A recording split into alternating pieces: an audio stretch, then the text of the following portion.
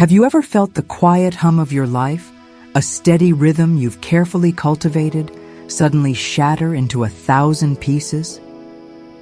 One moment, you're navigating the familiar currents of your day, and the next, a single word, a single call, plunges you into a past you thought you'd buried, a wound you believed had finally scarred over. Do you know the exhaustion of carrying a pain that refuses to heal, even when you desperately want it to, even when you pray for it, even when you try to move on? For Sarah, life in the bustling suburban library was a symphony of quiet order. As a senior librarian, she found solace in the hushed reverence of the stacks, the comforting scent of old paper and new ideas. Her days were a predictable ballet of organizing literary worlds, guiding eager students to research materials, and recommending forgotten classics to curious patrons. At 52, Sarah had built a life of quiet competence and cherished independence. Her small, meticulously organized apartment, filled with books and the aroma of herbal tea, was her sanctuary. She wasn't naive. She understood life's complexities, having navigated the quiet disappointments of a career that hadn't quite reached the heights she once dreamed of, and the subtle ache of a family scattered by distance and differing paths. Yet, she felt a quiet strength, a resilience forged in years of self-reliance. She was the one her younger colleagues came to for advice, the steady hand in any minor crisis, the calm voice of reason. This was the Sarah the world knew, and the Sarah she herself believed she was. A woman grounded in routine, finding purpose in service, and at peace with her carefully constructed solitude. Then came the email. Not a jarring phone call, but a digital summons, its subject line a stark, impersonal jolt, regarding your father's estate. It was from a distant cousin, a name Sarah barely recognized, and the content was even more unsettling. Her father, a man who had left their family abruptly when Sarah was a teenager, disappearing without a trace or explanation, had passed away. The email detailed the need for her signature on various documents, a cold, bureaucratic finality to a relationship that had ended decades ago with a deafening silence. The news brought not grief, but a sudden visceral rush of the old wound. The feeling of abandonment, the confusion, the quiet shame of being the child whose father simply vanished. The memories were like shards of glass, glinting in the darker corners of her mind. The empty chair at the dinner table, the evasive answers from her mother, the unspoken questions that hung heavy in the air, the profound pain of an emotional void that became a constant, suffocating presence in her formative years. Sarah could, even now, feel the echo of that absence, the sting of that unanswered question, as if it had happened yesterday. Sarah had tried to move on, tried to tell herself that time heals all wounds, that understanding was a path to her own freedom, a spiritual imperative. In quiet moments, walking home from the library or tending to her small collection of houseplants, she had even tried to pray for a softening of her own heart, for the grace to let go of the resentment that felt like a constant, dull ache, an invisible weight she carried everywhere. She had read countless books on forgiveness, attended workshops on emotional resilience, sought solace in the wisdom of ancient philosophies. The idea of closure was a constant melody in her mind, a mantra she repeated, but the melody never quite transformed into a song she could truly sing, a truth she could embody. The bitterness, though often dormant, always seemed to find its way back, a stubborn weed in the garden of her soul. But the news of her father's death and the sudden, unexpected demand for her involvement brought it all rushing back.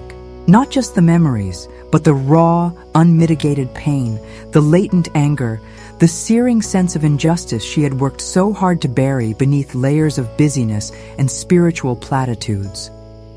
It was as if an old wound, One she thought had healed into a faint, manageable scar had been ripped open with brutal force, bleeding anew.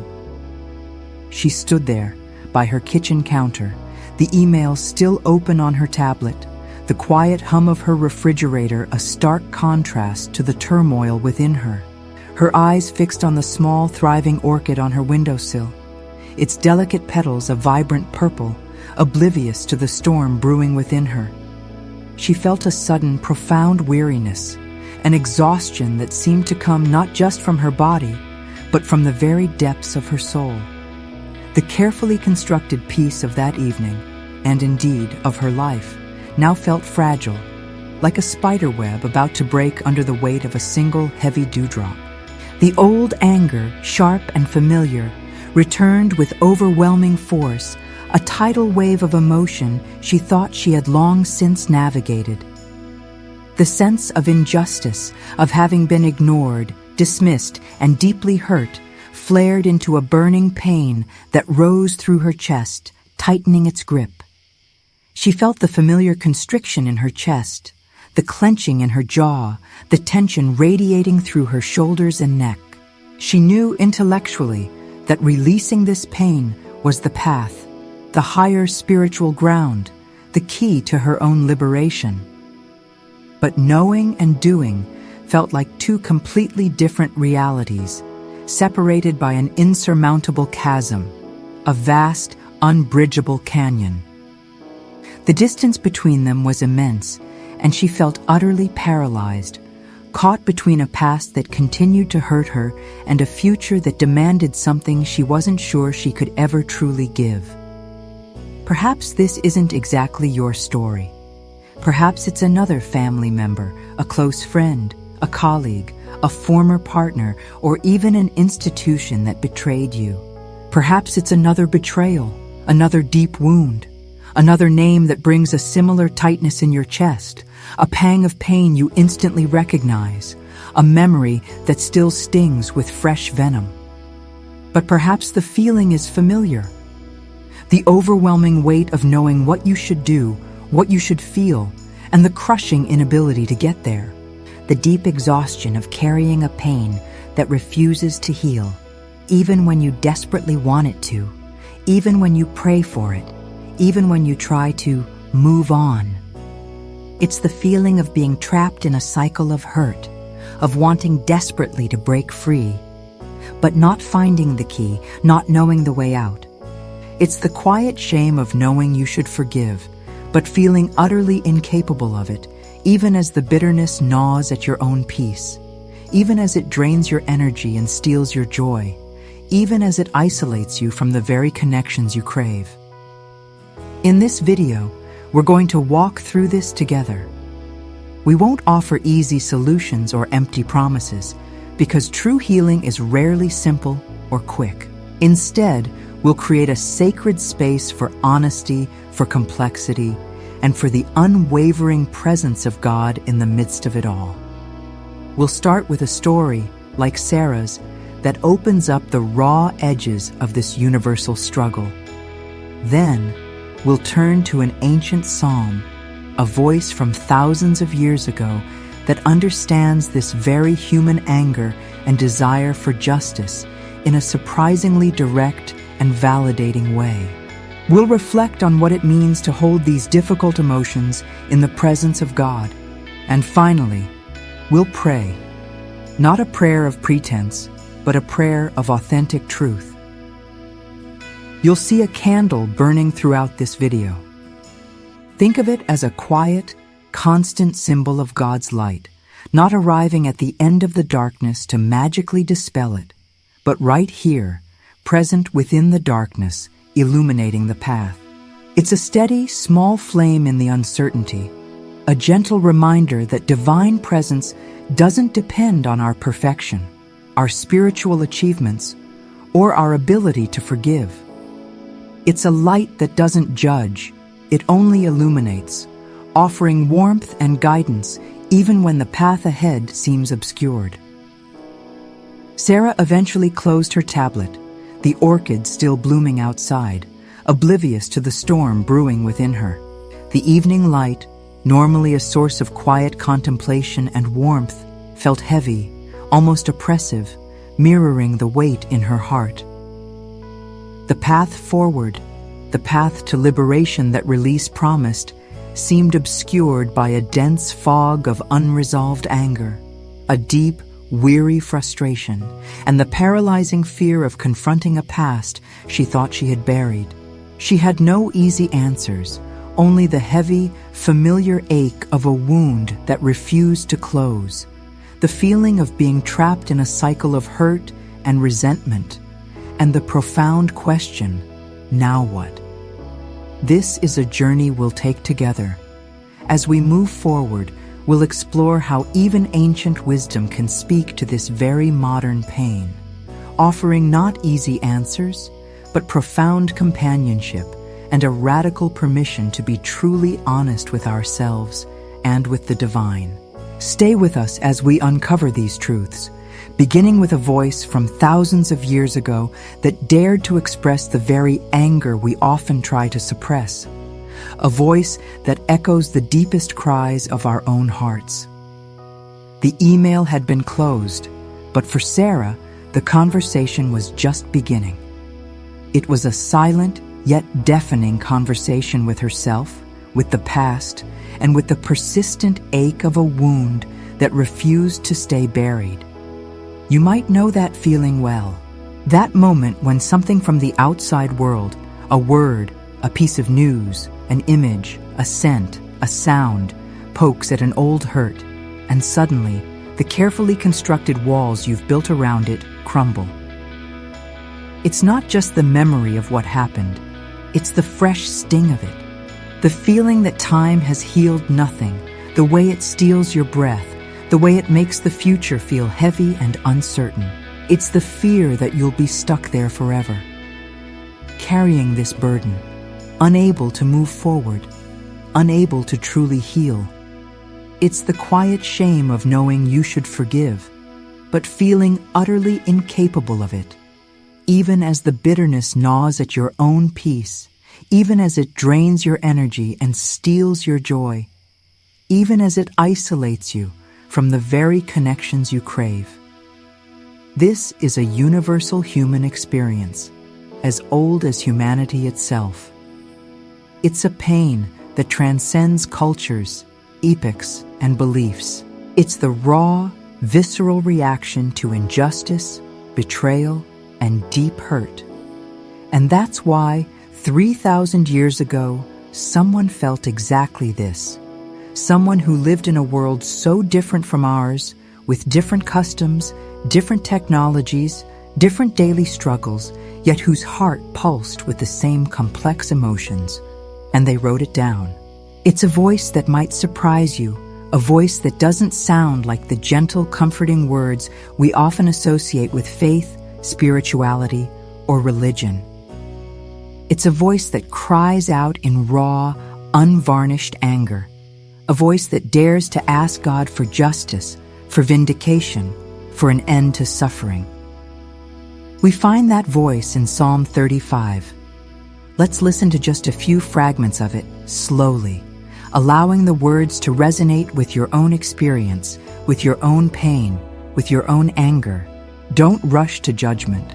Don't immediately try to reconcile these words with your preconceived notions of what a spiritual person should say or feel. Just listen. Allow the discomfort, if it arises, to simply be. Contend, Lord, with those who contend with me. Fight against those who fight against me. Take up shield and armor. Arise and come to my aid. Pause with that for a moment. Contend, Lord, with those who contend with me. This is not a quiet prayer for peace, for reconciliation, for loving your neighbor as yourself.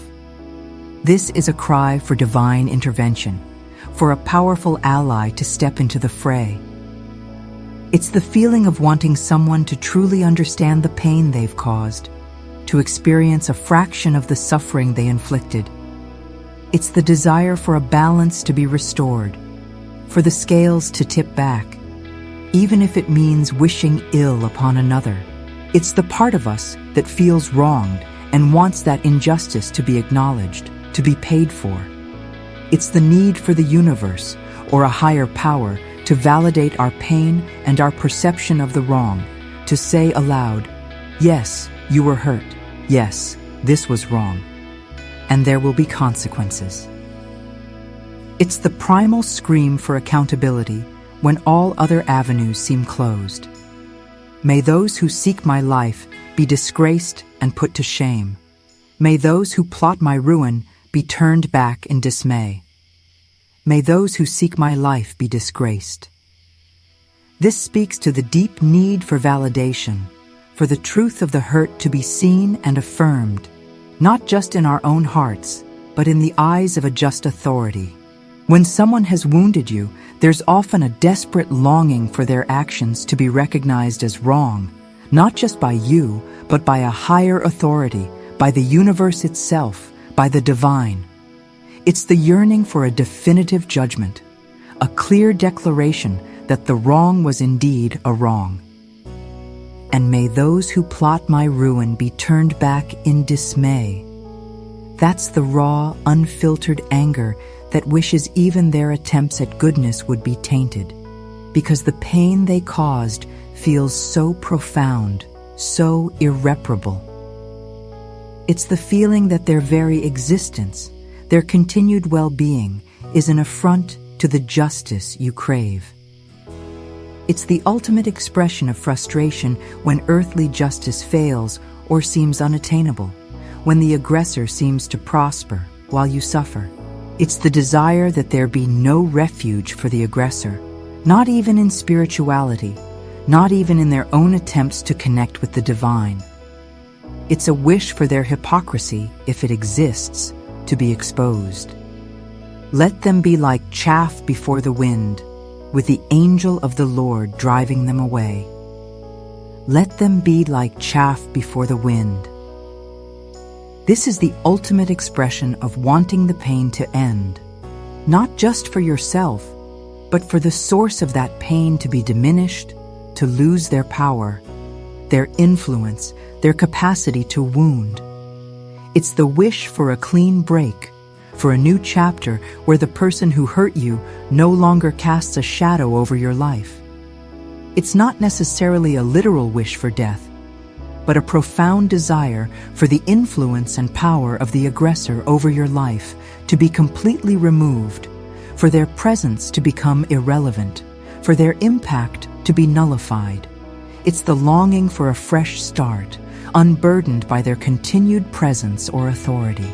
And with the angel of the Lord driving them away, speaks to the desire for a complete removal, for the power structure that enabled the hurt to be dismantled and rebuilt with divine intervention, ensuring justice. This psalm doesn't shy away from the dark corners of the human heart. It doesn't pretend that anger and the desire for justice don't exist, especially when we've been deeply wounded. It simply lays it all out before God. It's a reminder that even when our feelings are messy, even when they're not what we think they should be, God's presence is still here. That small flame of the candle, steady and unwavering, is a silent testament to that. It doesn't demand that you feel a certain way, only that you acknowledge what is. It offers a radical permission to be truly honest about the depth of your pain and the intensity of your anger without fear of judgment. This psalm is an invitation to radical honesty. It's a space where you can bring your darkest emotions, your most disturbing desires, and place them before God, uncensored, without the need to police yourself, without the shame of feeling what you feel. It's the permission to be human, with all your complexities and contradictions, in the presence of the divine. It's a profound act of trust, believing that God can handle the full spectrum of your heart, even the parts you yourself find difficult to face. This psalm offers a radical honesty, a sacred permission to bring your raw truth before the divine. But what does it truly mean to hold such intense emotions in God's presence, And how can this honesty become a path to something new? Let's unpack a few more of these powerful images and sentiments from the psalm, not as rigid theological arguments, but as mirrors for our own experience, allowing us to see our own struggles reflected in these ancient words. Building on the raw honesty we found in Psalm 35, let's delve deeper into what it means to truly embrace this radical honesty, not just as an intellectual exercise, but as a visceral, soul-bearing experience. The psalmist, in his unvarnished cries, isn't just venting. He's engaging in a profound act of truth-telling before the divine. He's refusing to sanitize his pain, refusing to pretend that his heart is filled with peace when it's actually seething with anger and a desperate longing for justice.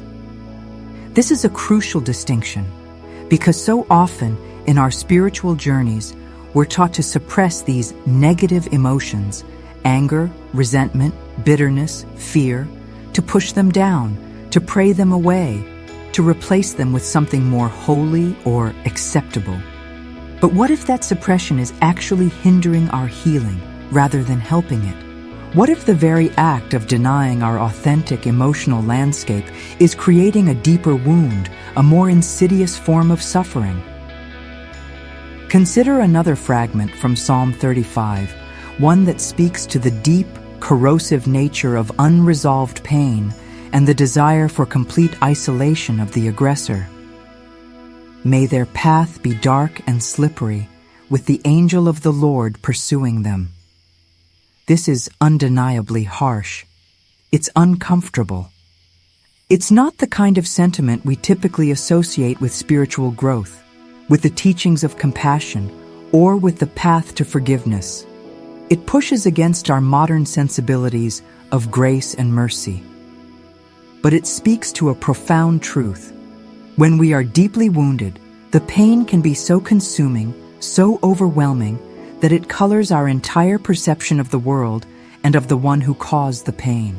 It's the feeling that if we are suffering, then the one who caused it should also suffer, and perhaps even those connected to them, as a form of cosmic balance.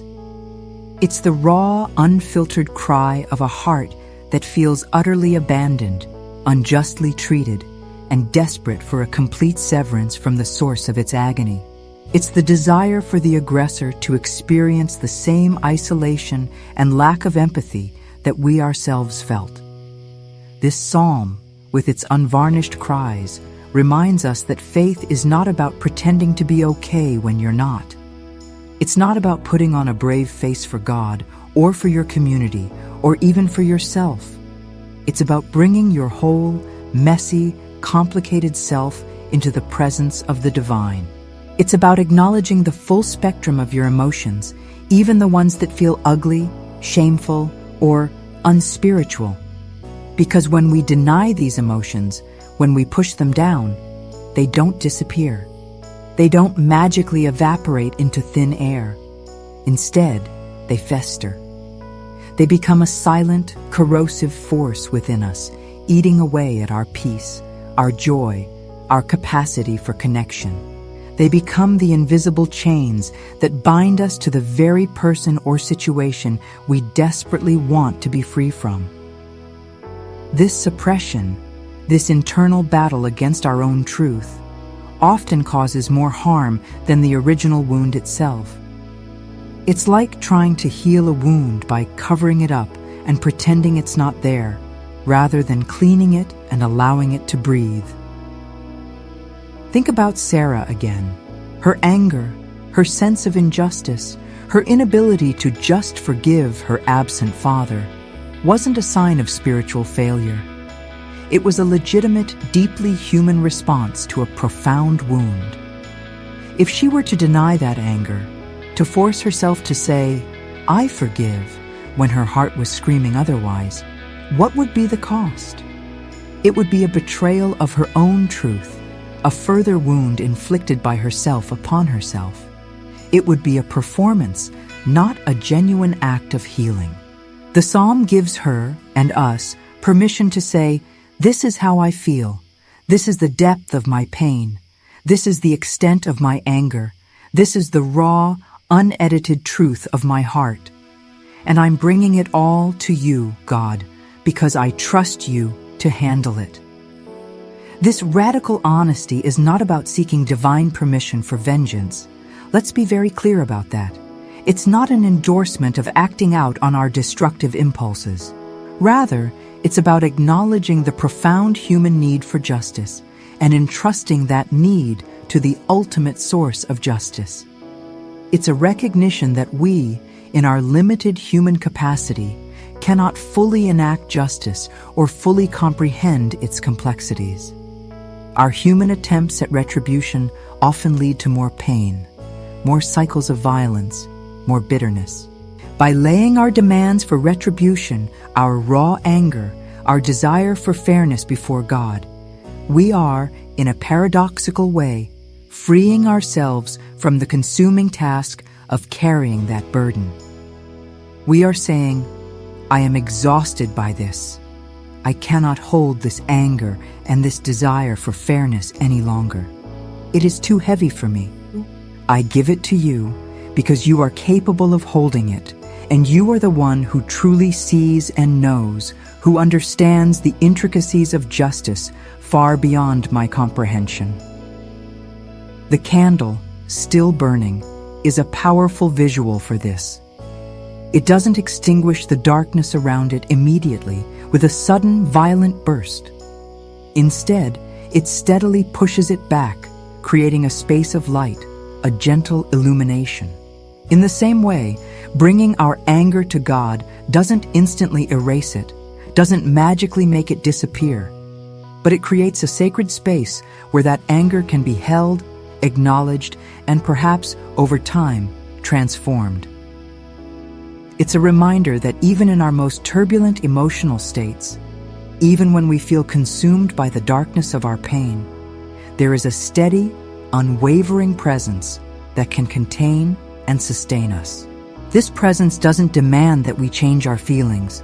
It simply invites us to bring them, as they are, into the light. This radical honesty, this laying bare of our deepest pain, is a crucial first step on the path to healing. It's the foundation upon which true transformation can begin. But what does it truly mean to hold such intense emotions in God's presence? And how can this honesty become a path to something new?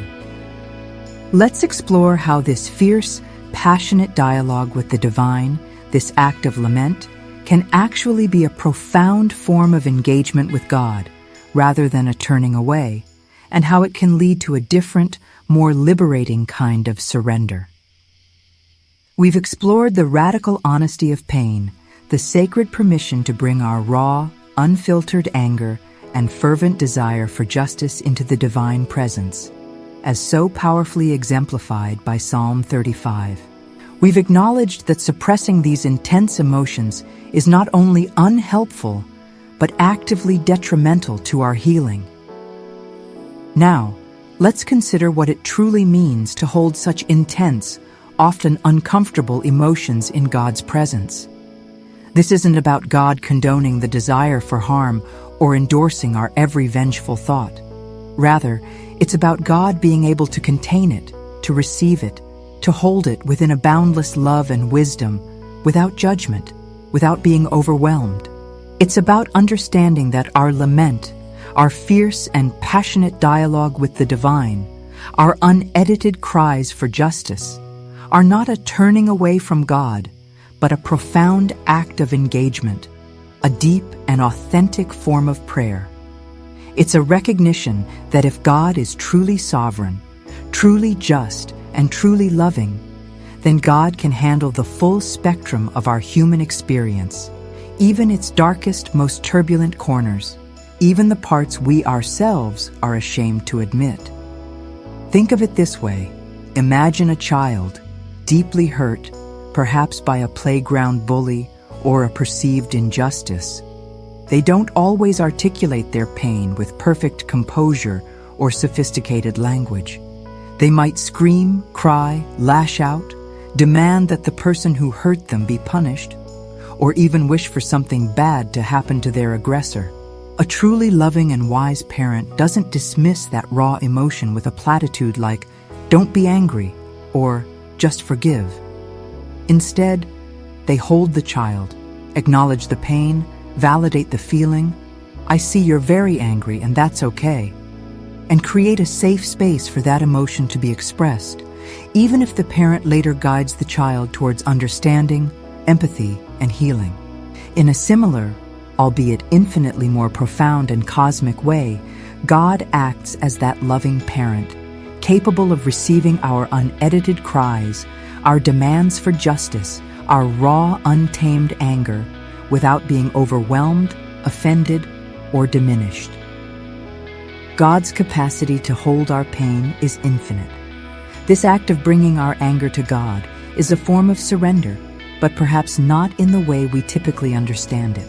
It's not a surrender of our feelings, pretending they don't exist, or forcing ourselves to let go before we're ready. That kind of forced surrender is often just another form of suppression. Instead, it's a surrender of the burden of carrying those feelings alone. It's an acknowledgement that the weight of seeking justice on our own terms, of holding on to bitterness, of constantly replaying the hurt, of meticulously planning retribution, is too heavy for us to bear. It's a recognition that this burden is actively harming us, draining our life force, clouding our vision, and stealing our peace.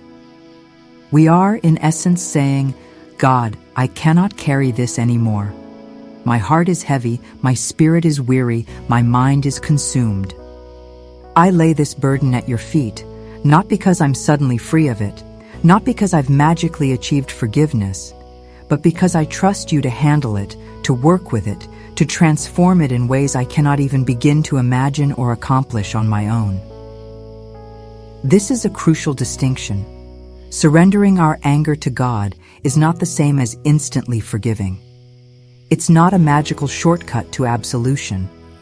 It's a step towards the possibility of forgiveness, a necessary precursor, but it's primarily an act of self-preservation, an act of releasing a toxic weight that is harming us more than anyone else. It's about trusting that divine justice, divine wisdom, and divine love are far greater than our own, far more comprehensive and nuanced than our limited human understanding of fairness. By entrusting our pain, our anger, and our desire for justice to God, we are opening ourselves to a process of healing that is beyond our own capabilities, beyond our own willpower. It's the radical belief that God can take our brokenness, our rage, our desire for retribution, and transform it into something else, something redemptive, something that ultimately leads to our own freedom, our own peace, and a deeper understanding of justice. It's a recognition that true justice often looks different from human vengeance. The candle, still burning steadily, is a beautiful and profound metaphor for this process. It doesn't consume the darkness in a sudden, violent burst. It simply is light, and in its steady, unwavering presence, the darkness gradually recedes, not by being fought, but by being illuminated. Our surrender to God is not a sudden eradication of our pain, not an instant solution to our anger, but an invitation for the divine light to be present within our pain, to begin its slow, gentle, yet powerful work of illumination and transformation. It's a recognition that even when we feel consumed by darkness, even when our emotions feel overwhelming, there is an unwavering light, a constant, loving presence that holds us, that sees us, and that is working for our highest good. Think of Sarah again. Her initial paralysis by the tablet, the overwhelming anger, the feeling of being trapped. This act of surrender would be her saying, "I am so angry, God. I want justice. I want him to feel what I felt. I want him to understand the depth of the pain he caused. I give this to you because I cannot carry it. It is too heavy. I don't know what you'll do with it. I don't know what justice will look like, but I trust you with it. I trust you with my pain, and I trust you with my desire for justice. It's a prayer of raw honesty, not of forced perfection. It's a recognition that her own attempts to let go or forgive through sheer willpower were failing, leaving her exhausted and bitter, and that a deeper divine intervention, a divine holding, was needed. It's an admission of human limitation and an affirmation of divine capacity. This act of surrender, of bringing our anger and our demands for justice to God, is not about instant solutions, but about creating space for a different kind of healing, a healing that begins with radical acceptance of what is. As we continue, we'll explore the profound power of silence in this journey and how it can deepen our connection to an unwavering presence, allowing God to work in those quiet, unforced moments, transforming our inner landscape in ways we can barely comprehend. We've talked about the radical honesty of bringing our anger and our desire for justice to God, an act of surrender that unburdens us from carrying that weight alone. We've acknowledged that this isn't about instant forgiveness, but about releasing the toxic burden of holding on to resentment, trusting that the divine can handle our rawest emotions. Now, let's turn our attention to the profound, often underestimated power of silence in this journey of healing and transformation. In a world that constantly demands our attention, that fills every waking moment with noise, information, notifications, and endless distractions, finding true silence can feel like an impossible luxury or even an uncomfortable void. Yet, it is often in these quiet, unforced, and sometimes challenging moments that the deepest work of healing, introspection, and connection can truly begin. When we surrender our anger, our pain, our need for control, our relentless striving to understand or fix everything to God, we create a space. It's an internal clearing, a pause in the relentless chatter of our minds. And into that newly created space, silence can enter. This isn't an empty silence, a mere absence of sound or thought. On the contrary, it is a pregnant silence, a silence filled with potential, with possibility, with the subtle stirrings of the divine. It's the silence where we stop striving, stop trying to fix, stop trying to analyze, stop trying to understand, and simply are. It's in this profound stillness, this quietude of the soul, that we can begin to perceive the unwavering presence of God, not as a booming voice from the heavens, not as a dramatic, miraculous intervention, but as a gentle, persistent current beneath the surface of our turbulent emotions, a quiet assurance that permeates our very being. Think of the candle again, our constant companion throughout this journey. It burns silently. Its light doesn't shout or demand attention. It simply is. And in its quiet, consistent presence, it illuminates. This is precisely how God often works in our deepest wounds, in the most tender and broken places of our hearts. Not with a sudden, overwhelming force that eradicates the pain or instantly fixes everything, but with a steady, quiet, and persistent presence that allows us to sit with the pain, to acknowledge it without judgment, to be present to its reality, and to slowly, gradually find a different way of relating to it. The silence becomes a sacred container for our grief, our anger, our confusion, our fear. It allows us to simply be with what is, without the pressure to change it immediately, without the internal critique that tells us we shouldn't be feeling this way. It's in this quiet acceptance that the first seeds of transformation are often sown. For Sarah, after the initial shock and the overwhelming wave of anger, there would have been moments of quiet, perhaps staring blankly out the window, watching her orchid, its vibrant purple a stark contrast to the grayness she felt inside. Perhaps lying in bed, unable to sleep, but also unable to actively think, her mind a blank canvas of exhaustion. Or maybe just sitting, cup of cold tea in hand, lost in the quiet hum of the refrigerator. These are not wasted moments. These are the moments when the soul is open, when the usual defenses are down, when the incessant demands of the ego momentarily recede. It's in these vulnerable, quiet spaces that God's presence can gently seep in, not to offer a quick fix or a magical solution, but to offer companionship, to offer a profound sense of being held, to whisper, "I am here. I see your pain. You are not alone in this. I am with you, even in this silence."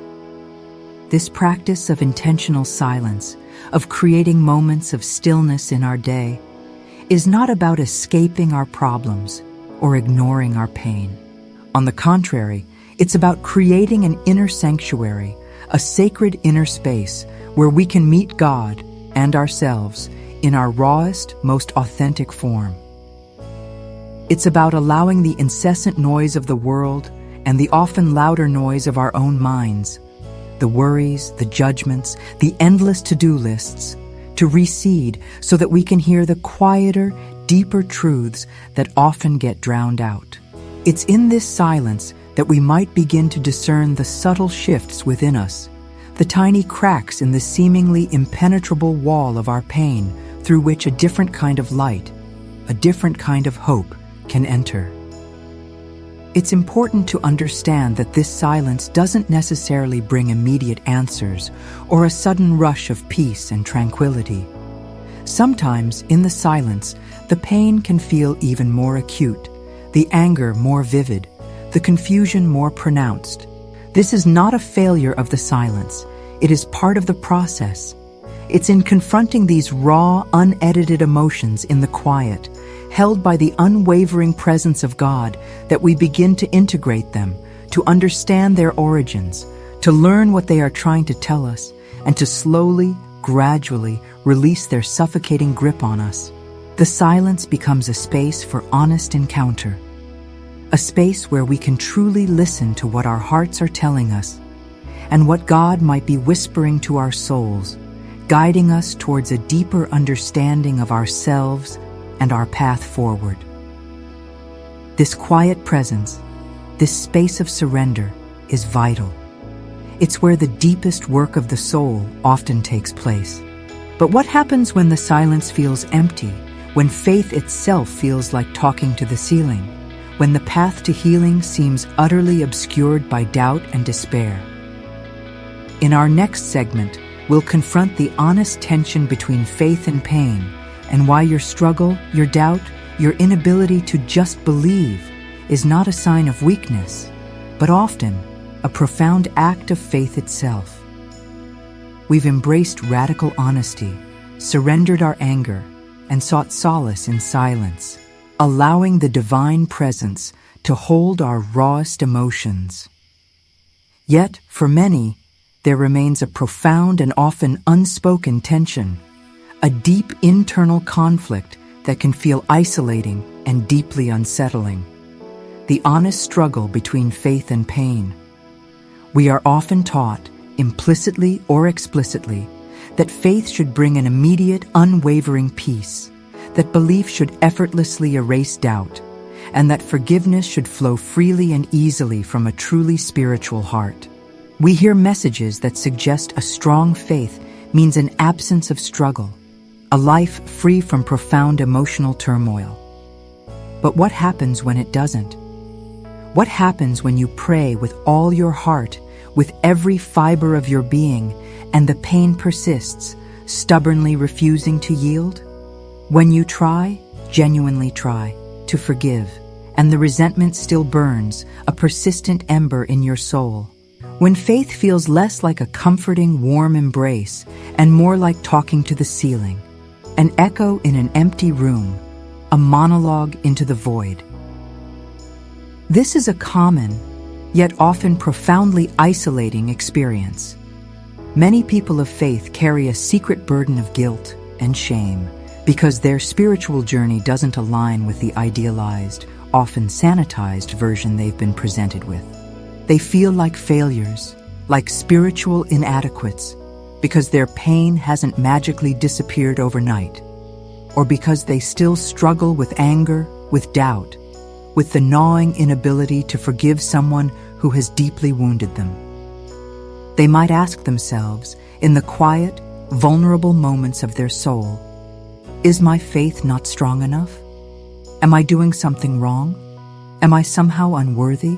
Why isn't God answering my desperate prayers for healing and peace, for the ability to simply let go? This internal questioning can be more painful than the original wound, adding layers of self-condemnation to an already heavy burden. Let me be unequivocally clear, and let this truth sink deep into your heart. Your struggle is not a sign of weakness. Your inability to just forgive on command is not a spiritual failure. Your honest wrestling with pain, with doubt, with anger, in the context of your faith is, in fact, a profound act of faith itself. It is a testament to your courage, your authenticity, and your unwavering commitment to truth, even when that truth is uncomfortable. Think about it deeply.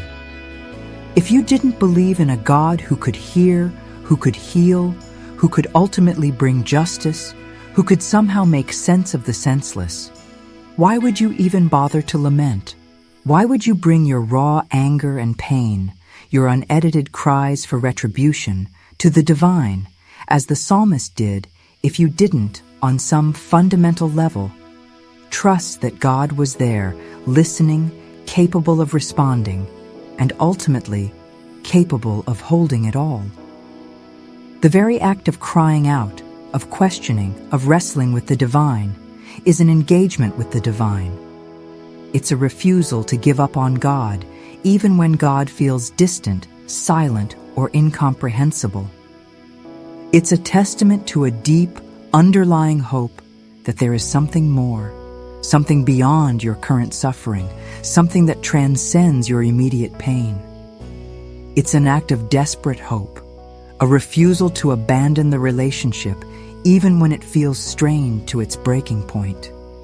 Sarah, in her moment of paralysis by the kitchen counter, felt the immense weight of what she should do.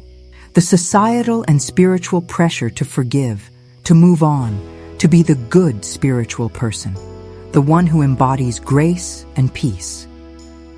But her heart was not there. Her emotions were a tangled mess of anger, hurt, and injustice. This tension, this agonizing gap between what she felt and what she believed she should feel, is precisely where true spiritual growth often happens. It's not in the easy answers or the comfortable certainties. It's in this space of honest tension, this uncomfortable in-between, that we stop performing for God, we stop trying to present a polished, perfect version of ourselves, and we start truly encountering God, authentically, vulnerably, as we truly are. It's in this space that we learn to trust God with our imperfections, our doubts, and our unholy feelings. The candle, our constant companion throughout this journey, doesn't flicker out when the wind blows fiercely. It might bend, it might struggle, its flame might dance wildly, threatening to extinguish, but it continues to burn. This is a powerful image for our faith in the midst of pain. Our faith might be tested to its limits. It might feel fragile. It might seem like it's barely clinging to existence, but it doesn't necessarily extinguish. It continues to burn, perhaps more dimly at times, perhaps with a desperate flicker, but it's still there, a testament to an enduring hope, a stubborn refusal to give up on the light, even in the deepest darkness. It's a quiet, persistent act of defiance against despair. This journey is not about arriving at a destination where all pain is magically gone and all forgiveness is effortlessly achieved. That's an unrealistic and often harmful expectation. Instead, it's about learning to live authentically within the tension, to embrace the complexity of our human and spiritual experience, to understand that life is often a tapestry woven with threads of joy and sorrow, faith and doubt, love and anger. It's about understanding that God meets us not just in our moments of peace and clarity, not just in our moments of spiritual triumph, but profoundly, intimately, and powerfully in our confusion, our anger, our deepest wounds, and our most desperate cries. It's about recognizing that the path to healing is often messy, non-linear, filled with setbacks and unexpected detours, and that this honest struggle itself can be a sacred space, a crucible where true transformation occurs.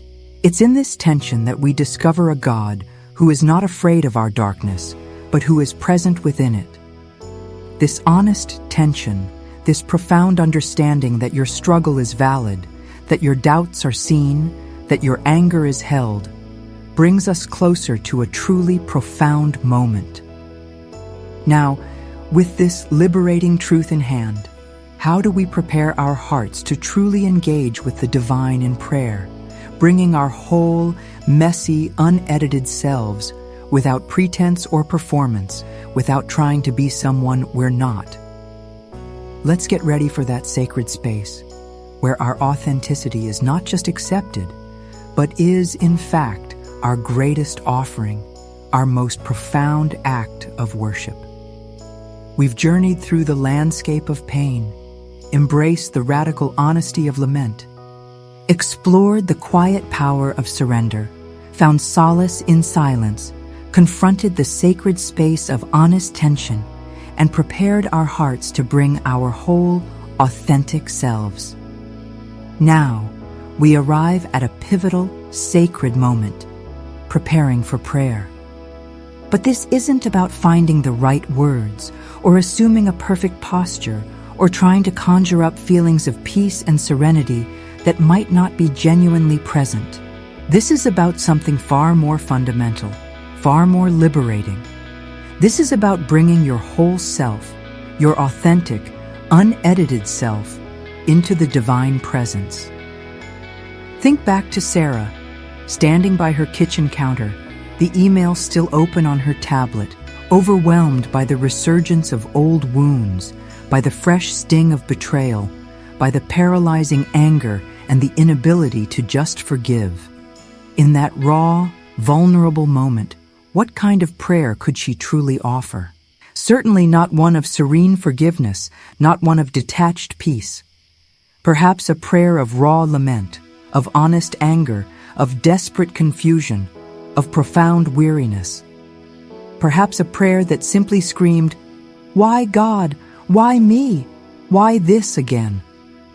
And that, we've learned throughout this journey, is precisely the kind of prayer God welcomes.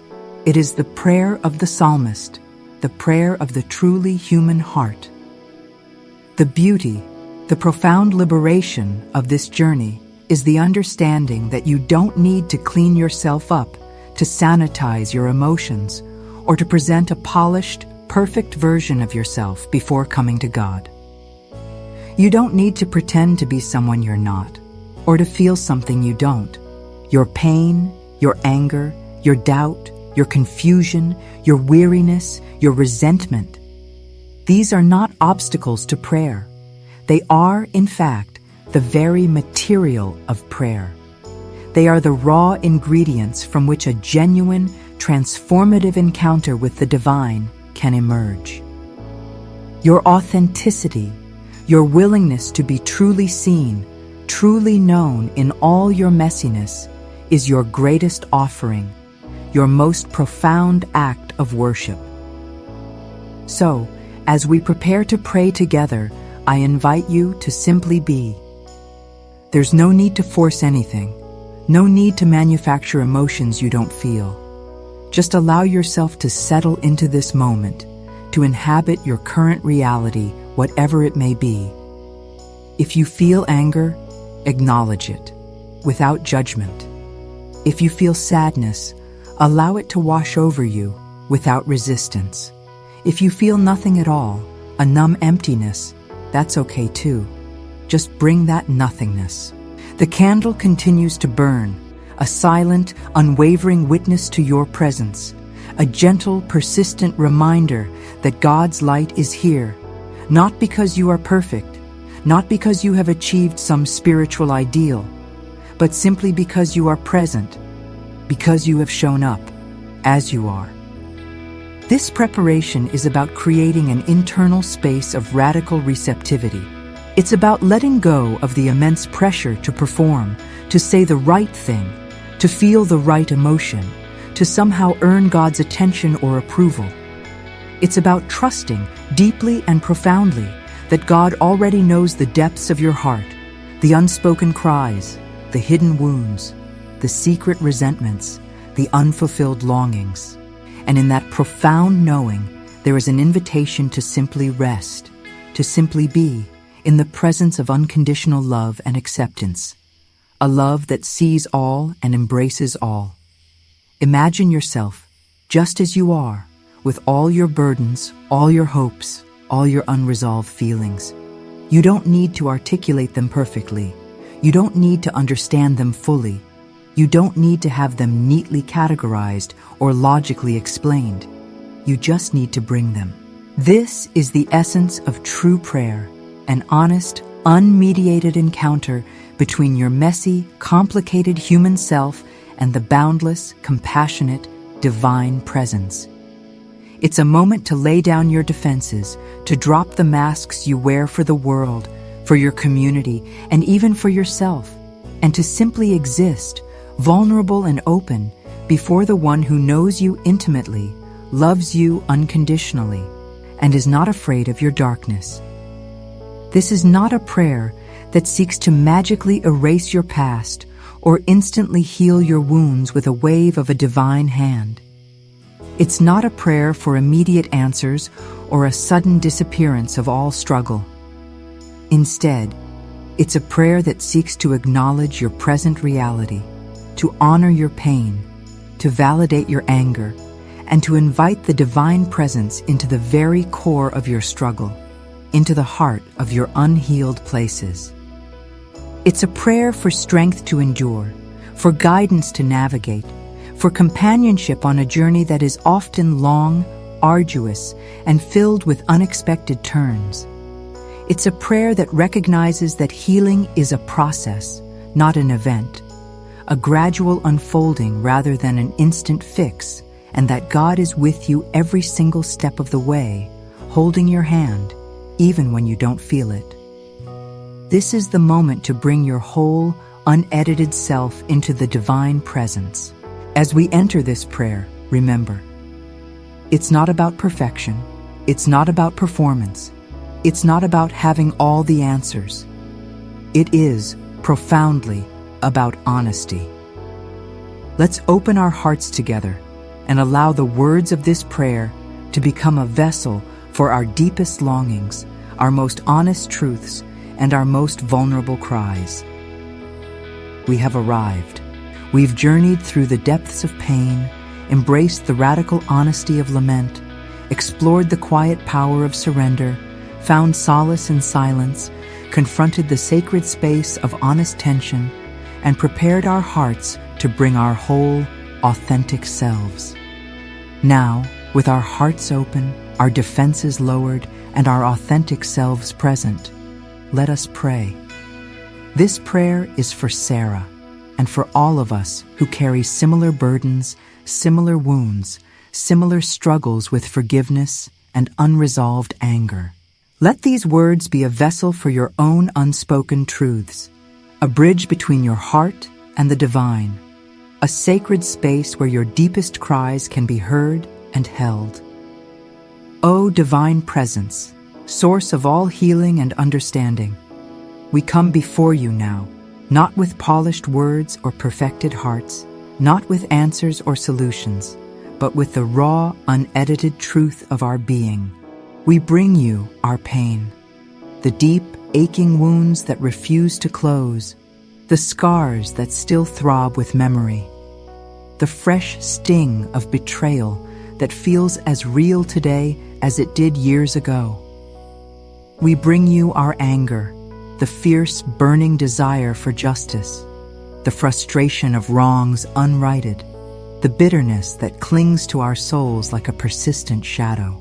We bring you our confusion, our doubts, our weariness, our exhaustion, our struggle to reconcile what we feel with what we believe we should feel, the agonizing gap between our ideals and our reality. Like Sarah, we confess our profound inability to simply let go, to just forgive on command, to magically erase the past. We acknowledge the immense chasm between knowing what is right and being able to do it, between the intellectual understanding of forgiveness and the visceral, emotional capacity to grant it. We lay before you the heavy burden of carrying this resentment, this weight that drains our joy, obscures our peace, and often isolates us from the very connections we crave. We surrender this heavy load to you, not because we are suddenly free of it, not because we have achieved some spiritual breakthrough, but because we trust you to hold it, to contain it, to work with it, to transform it in ways we cannot comprehend or accomplish on our own. We release it into your boundless capacity. We ask for your unwavering presence in our anger, your illuminating light in our deepest darkness, your steadfast companionship in our profound solitude. Help us to be radically honest with you and with ourselves about the full, messy spectrum of our emotions without shame or pretense. Grant us the courage to sit in the silence, to listen for your whispers, to feel your unwavering presence even when the pain feels overwhelming, even when the silence feels empty, even when our faith feels fragile. Help us to trust that you are there, even when we cannot feel you, even when we cannot see you. We do not ask for a sudden erasure of our past, for a magical forgetting of our wounds, for an instant disappearance of our struggles. Instead, we ask for the grace to navigate our present with authenticity, with courage, and with an open heart. We ask for strength to continue this messy, non-linear, often arduous journey of healing, knowing that it is a process, not an event. We ask for wisdom to discern your path for us, to understand your justice, and for the compassion to extend grace first and foremost to ourselves for our imperfections and our struggles, and then, perhaps, in your perfect timing and your perfect way, to those who have wounded us. May your light, symbolized by this steady, persistent flame, illuminate the path forward, not by removing the shadows, not by making the darkness disappear, but by showing us that even in the deepest darkness, even in the most profound pain, you are there, present, holding, guiding. May we find true freedom not in forgetting, but in transforming our pain into a testament of your enduring love, your unwavering presence, and our own profound resilience. May our wounds, in time, become sources of compassion and strength for others. Amen. This journey is not over. Healing is not a destination we arrive at, neatly packaged and complete. It is a process, a continuous unfolding, a series of small, often imperceptible steps, sometimes forward, sometimes backward, sometimes sideways. It is a lifelong pilgrimage of the heart. But you are not alone on this path. The candle, our symbol of unwavering presence, reminds us that God is with you in every step, every struggle, every moment of honest truth, every tear, every flicker of hope. You are seen, you are known, and you are held. If this video resonated with you, if you found a piece of your own story in Sarah's or in the ancient raw words of the psalmist, please know that you are part of a larger community of fellow strugglers, fellow seekers, fellow pilgrims on this journey of healing and faith. Your honesty is a gift, your vulnerability is a strength, and your journey is sacred. Before you go, I invite you to take a moment. If this message touched your heart, if it offered even a glimmer of hope or understanding, please consider returning to this video whenever you need a reminder that your pain is seen, your anger is valid, and your struggle is held in divine presence. Share this video with someone who might be carrying a similar burden, someone who needs to hear that they are not alone in their honest wrestling with faith and pain, someone who needs permission to be truly authentic. And if you haven't already, subscribe to this channel to join our community and leave a comment below. Your stories, your insights, your amens, your questions, your own laments, they all create a powerful tapestry of shared experience that can bring light, comfort, and connection to others who are walking a similar path. Remember, the journey continues, and you are not alone.